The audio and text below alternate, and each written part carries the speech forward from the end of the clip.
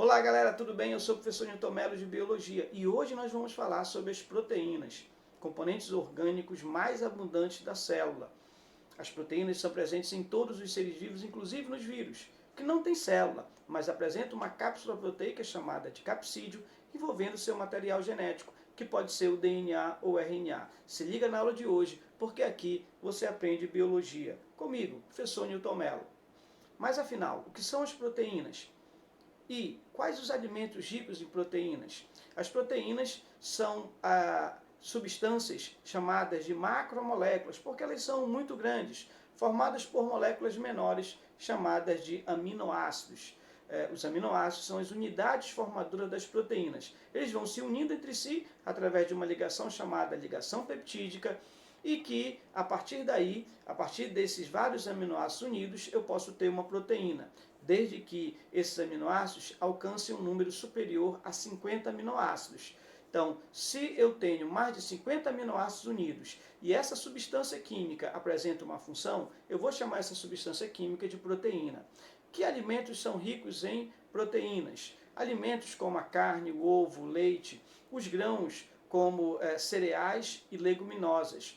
Nos cereais nós temos o arroz, o milho, o trigo, a aveia. Nas leguminosas nós temos a soja, o feijão, a lentilha. São todos alimentos ricos em proteínas. As proteínas estão fazendo parte do nosso corpo. Várias são as estruturas feitas de proteínas. O próprio sangue ele apresenta uma série de proteínas, chamadas proteínas plasmáticas. A própria cor do sangue, a cor vermelha, é devido a uma proteína chamada hemoglobina. Nossos pelos apresentam não só pigmento, como também a sua resistência dada por proteínas. É a melanina que dá cor aos pelos e também é a queratina que dá resistência aos pelos. Essa melanina e queratina que também está presente na nossa pele. Pele, ossos, músculos, cartilagens, tendões, ligamentos, todas são estruturas feitas de proteína. Nossa massa muscular, por exemplo, 80% dela é feita de proteína. Então, para você aumentar a massa muscular, além do exercício físico, você tem que aumentar o consumo de proteínas. As proteínas têm uma característica interessante. Quanto maior o parentesco entre as espécies diferentes, mais parecidas são as proteínas entre essas espécies. A falta de proteínas causa doenças graves, como o kwashiorkor, que quer dizer renegado, acomete crianças que, no caso, param de ser amamentadas pela mãe, né? E sem esse leite materno, que é a sua fonte proteica, essas crianças passam a ter carência de proteína. Essas crianças normalmente passam a ser alimentadas apenas com alimentos ricos em carboidratos. Então você vê um acúmulo também de líquido no abdômen dessas crianças. O marasmo é quando o indivíduo não só para de ingerir alimentos ricos em proteínas, mas também outros tipos de alimentos ricos em carboidratos e lipídios. O excesso de proteínas também causa problemas. É o caso da gota. A gota é uma doença causada pelo excesso de proteínas, uma vez que, em excesso, essas proteínas se transformam em ácido úrico, que se acumulam nas nossas articulações, formando essas bolsas, chamadas de gotas, porque parece com uma gota d'água, que causam muitas dores e prejuízos à articulação desses indivíduos. As proteínas elas apresentam realmente várias funções do nosso corpo. E aí vamos ver algumas funções executadas por proteínas. Muitas proteínas são catalisadoras, as chamadas enzimas, aceleram as reações químicas do nosso corpo. Há proteínas estruturais como o colágeno, a queratina. Há também as proteínas que funcionam como reserva energética, a albumina, a caseína. Há proteínas transportadoras como a hemoglobina, proteína vermelha que transporta oxigênio. Na nossa musculatura nós temos a actina e a miosina, que fazem a contração dos nossos músculos.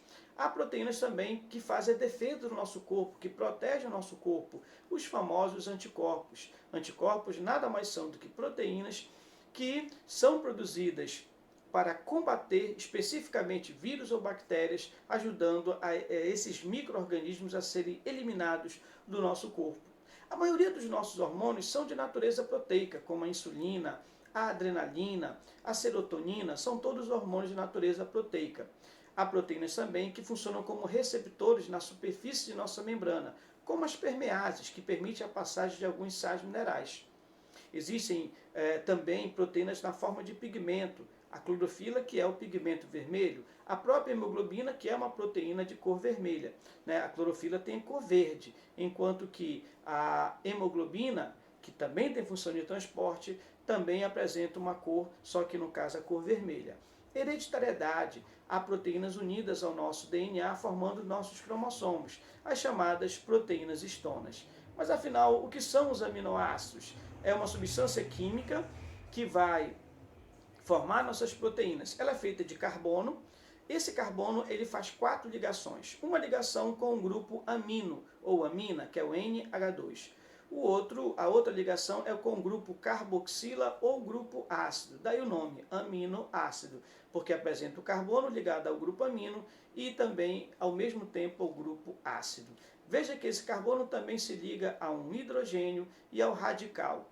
Esse radical, representado pela letra R, é que vai mudando de um aminoácido para o outro. Existem 20 tipos de aminoácidos que formam nossas proteínas. A diferença entre cada aminoácido está apenas no radical. Veja nessa imagem que eu tenho 4 aminoácidos e se diferenciam pelo seu radical. O radical que está aí circulado, né, que está circulado nesse círculo pontilhado, representa o radical. No aminoácido glicina, o radical é o hidrogênio. No aminoácido alanina, o radical já é o H3C. Mas veja que em todos os aminoácidos você tem algo em comum. Você vai encontrar um carbono, um hidrogênio, o grupo amino e o grupo ácido ou grupo carboxila. Essa é a parte comum dos aminoácidos. Existem 20 tipos de aminoácidos formando proteínas. Nós acabamos de falar isso. Os vegetais produzem todos os 20 tipos, nós não. Nós, animais, não temos essa capacidade. Nós produzimos alguns aminoácidos, os chamados aminoácidos naturais. Aqueles que nós não produzimos são chamados aminoácidos essenciais. Como nós não produzimos, temos que receber esses aminoácidos através da nossa alimentação. São eles o triptofano, a lisina, a fenilalanina, leucina, isoleucina, treonina, valina e metionina. Histidina e arginina são essenciais apenas uma etapa de nossa vida. Até mais ou menos um ano e meio, nós precisamos receber esse aminoácido através da dieta. Posteriormente, o nosso corpo passa a produzir esses aminoácidos. Mas afinal, como é que esses aminoácidos se unem? Através de uma ligação chamada ligação peptídica, que acontece entre o grupo amino de um aminoácido com o grupo ácido do outro. Veja que o grupo amino tem, para formar essa ligação, o grupo amino doa hidrogênio e o grupo ácido, aí no aminoácido 1, doa OH, que é hidroxila. Um doando hidrogênio e o outro doando hidroxila, OH, essas substâncias se juntam formando água. E no lugar dessas substâncias que saíram para formar água, se estabelece uma união que você vê aí de verde, a famosa ligação peptídica. Veja que a ligação peptídica acontece entre o grupo amino, NH, de um aminoácido, com o grupo ácido do outro, esse grupo CO, sempre havendo a perda de água. Aí você vê, mais uma vez, os aminoácidos se unindo, essa ligação sempre acontece entre o grupo amino de um com o grupo ácido do outro. Quando eu tenho 2 aminoácidos unidos, eu tenho um dipeptídeo. Acima de 2 aminoácidos, um polipeptídeo. E quando esses aminoácidos passam de 50, já pode ser considerado uma proteína. Aí você vê novamente o esquema de um aminoácido, um dipeptídeo e um polipeptídeo. Quando esse polipeptídeo tiver mais de 50 aminoácidos, pode ser considerado uma proteína, desde que tenha uma função biológica. Os aminoácidos vão formando as proteínas. E as proteínas diferenciam-se umas das outras de acordo com o número de aminoácido, os tipos de aminoácido e a sequência desses aminoácidos. Então, as proteínas elas têm essas diferenças. Às vezes, 2 proteínas têm o mesmo número de aminoácido, mas não são iguais, porque não tem o mesmo tipo ou não tem a mesma ordem desses aminoácidos. Então, toda proteína se caracteriza pelo número, pelos tipos e pela ordem ou sequência dos aminoácidos. As proteínas, elas apresentam uma estrutura, Essa estrutura, inicialmente é a estrutura primária, depois vem a estrutura secundária, terciária e quaternária. A estrutura primária é formada pela união dos aminoácidos. os aminoácidos vão se unindo formando um filamento, como se fosse um fio. Na estrutura secundária, esses aminoácidos unidos começam a se unir entre si. E aí eu vou ter estrutura secundária. Ela é caracterizada por uma hélice, então os aminoácidos podem formar uma hélice, né, chamada de hélice alfa, ou então a folha beta, que são os aminoácidos formando duas cadeias paralelas entre si. A partir daí, então, essas estruturas, né, essa cadeia na forma de hélice e folha beta se juntam entre si, formando a estrutura terciária. Na estrutura terciária, a forma de hélice une-se sobre si mesmo junto com a folha beta, formando a estrutura terciária. Algumas proteínas param na estrutura terciária, as proteínas menores, mas há proteínas maiores que são formadas por várias estruturas terciárias unidas entre si, formando então a estrutura quaternária. Vamos ver na imagem novamente isso aí. Olha. Quando os aminoácidos estão unidos formando um filamento, eu tenho a estrutura primária. Quando essa estrutura primária se enrola sobre ela mesma, formando ou uma hélice ou uma folha beta, eu tenho a estrutura secundária. Quando a estrutura em hélice e a folha beta unem entre si, eu tenho a estrutura terciária da proteína. Muitas proteínas param aí. As proteínas maiores são formadas pela união de várias estruturas terciárias entre si, o que eu chamo de estrutura quaternária. Mas essa estrutura da proteína pode ser destruída, seja pelo calor ou pela mudança de pH. Então, quando você aquece, por exemplo, uma proteína, essa estrutura da proteína quaternária e terciária vai se desfazendo. E aí eu digo que a proteína se desnaturou. Desnaturação da proteína é a destruição da estrutura da proteína provocado, por exemplo, pelo aumento da temperatura, pela mudança de pH ou até mesmo pela radioatividade. Veja quando você aquece um ovo. Veja como o ovo ele muda a sua forma.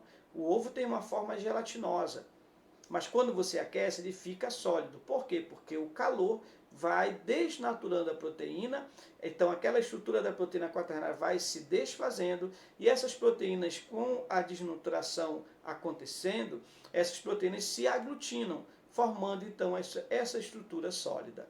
A desnaturação tem algumas vantagens. Através, por exemplo, do calor, eu posso desnaturar proteínas de micro-organismos, como vírus e bactérias. Então, qual é a melhor forma de eu esterilizar um material, de eu esterilizar uma água ou um material qualquer, um objeto qualquer? Eu pego esse objeto e aqueço. Quando eu aqueço esse objeto, se tiver algum micro-organismo nesse objeto, o calor desnatura a proteína e a proteína desse organismo sendo destruída, o ser vivo morre, já que todos os seres vivos têm proteína. Né? Então eu posso usar a desnaturação da proteína para esterilizar frascos, utensílios e alimentos. A grande desvantagem é que, por exemplo, o aumento da temperatura do nosso corpo também pode desnaturar nossas proteínas. Acima de 40 graus Celsius, nossas proteínas começam a ser desnaturadas. E isso é um processo irreversível, podendo levar à morte o indivíduo. As proteínas elas podem ter apenas aminoácidos, e quando isso acontece, eu vou chamar de proteínas simples. Agora, quando ela, além de aminoácido, tem outra substância, que eu chamo de grupo prostético, eu vou dizer que essa proteína ela é conjugada. Veja, por exemplo, uma glicoproteína é feita de aminoácido e açúcar, glicídio. A lipoproteína é feita de aminoácido e lipídio. Nesse caso, lipídios e glicídios seriam o grupo prostético, ou seja, aquela outra substância que está ali formando a proteína, mas não é feita de aminoácido. Veja na imagem, uma proteína simples só tem aminoácido unido. Uma proteína conjugada, além de aminoácido, tem uma outra substância, que nesse caso é a substância X, que é o que eu chamo de grupo prostético. E finalmente nós temos as enzimas, que são proteínas especiais que aceleram as reações químicas no nosso corpo, tornando essas reações mais rápidas, diminuindo a energia necessária para que elas aconteçam. Portanto, as enzimas são como se fossem catalisadores, ou seja, substâncias que tornam as reações mais rápidas, né, fazendo com que o nosso corpo economize energia. As enzimas são específicas de cada reação. Elas não se desgastam ao longo da reação. Uma enzima, ela sai da reação do mesmo jeito como ela começou. E a atuação da enzima depende de 3 fatores: temperatura, pH e quantidade de substrato. A função da enzima é facilitar a reação entre duas substâncias, por exemplo. Veja aí na imagem, né, duas pessoas são muito tímidas e têm dificuldade de se aproximarem. Então veja que uma terceira pessoa chega e aproxima mais facilmente essas pessoas. Depois que ela faz isso, ela vai embora. Então aí essa senhora que chega nessa imagem é como se fosse enzima. Esse casal é como se fossem duas substâncias. Queriam demorar muito tempo para unirem-se. Mas quando a enzima chega, ela facilita a reação e depois que ela faz isso, ela vai embora. Portanto, por isso que eu digo que as enzimas elas não se desgastam quando participam de uma reação. Elas saem de uma reação do mesmo jeito como ela começou. Toda enzima ela atua sobre substância chamada de substrato. Para isso, a enzima tem um ponto chamado sítio ativo. O sítio ativo tem o mesmo formato do substrato. Pessoal, como é que uma enzima conhece que substrato ela vai atuar? Pela sua forma tridimensional. A enzima tem uma região chamada sítio ativo, que tem a mesma forma tridimensional do substrato. Então, há um perfeito encaixe entre enzima e substrato, como se fosse aquele esquema de chave e fechadura. Depois que o substrato se encaixa na enzima, a enzima faz a reação e dessa reação sai um produto. Nota como a enzima ela sai da reação do mesmo jeito como ela começou. Ela não se desgasta. Ela pode então pegar um outro substrato do mesmo jeito, do mesmo tipo, e fazer a mesma reação milhares de vezes. Nesse exemplo de baixo, você tem a enzima chamada sacarase. Normalmente as enzimas têm uma terminação ase. A sacarase digere a sacarose. A lactase digere a lactose. Né? As lipases digerem os lipídios. As proteases digerem as proteínas. A enzima sacarase atua sobre a sacarose, que é um disacarídeo, feito de glicose e frutose unidos. Quando a sacarase pega a sacarose, ela quebra a ligação entre elas, fazendo com que essa sacarose deixe de existir e passe agora a formar a glicose e a frutose. Depois que a sacarase faz o seu papel, que é quebrar a sacarose, ela sai da reação do mesmo jeito como ela começou. As enzimas dependem de alguns fatores, como temperatura. Cada enzima tem uma temperatura ideal. Temperaturas menores ou maiores do que a ideal fazem a velocidade da reação diminuir. Veja que nessa imagem, a temperatura ideal para essa enzima é em torno aí de 37 graus Celsius. Temperaturas ou menores ou maiores de que 37 graus Celsius, a velocidade da reação diminui. Por exemplo, quando você está com febre, com certeza as tuas reações são mais lentas, uma vez que a tua temperatura ideal para as nossas enzimas é de 37 graus. Se você tem uma febre de 39, 40 graus, as tuas reações acontecem, porém acontecem de uma forma mais lenta. Outro fator é o pH. O pH é uma medida que nós usamos em química que vai de 0 a 14. No pH 7, o pH 7 é neutro.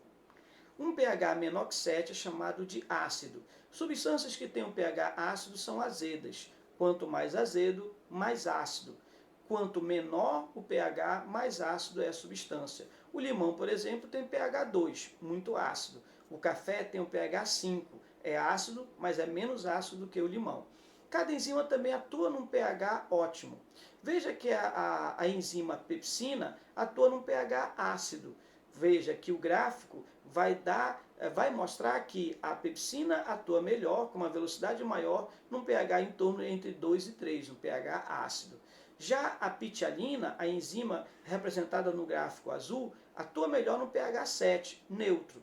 Enquanto que a tripsina, a enzima representada pela cor vermelha, através do gráfico, atua melhor num pH acima de 8, ou seja, num pH básico. Menor que 7, o pH é ácido. Acima de 7, o pH é básico ou alcalino. E no pH 7, o pH é neutro. Bem, o terceiro e último fator que interfere na ação de uma enzima é o substrato. Quanto mais substrato você dá para a enzima, maior a velocidade dessa reação. Mas isso até um certo ponto. Ou seja, até no gráfico aí, até o ponto Y. Quando você aumenta a concentração de substrato, a reação vai aumentando a sua velocidade. Mas chega um momento em que a enzima elas ficam saturadas. Ou seja, passou dessa concentração de substrato, a velocidade não aumenta mais, ela fica constante. Então, cada enzima ela atua numa certa quantidade de substrato. Quando essa quantidade de substrato ultrapassa o seu limite, a velocidade fica constante. Então, essas são as proteínas, os componentes orgânicos mais abundantes das nossas células e também do nosso corpo. Até a próxima aula, fique com Deus e um forte abraço.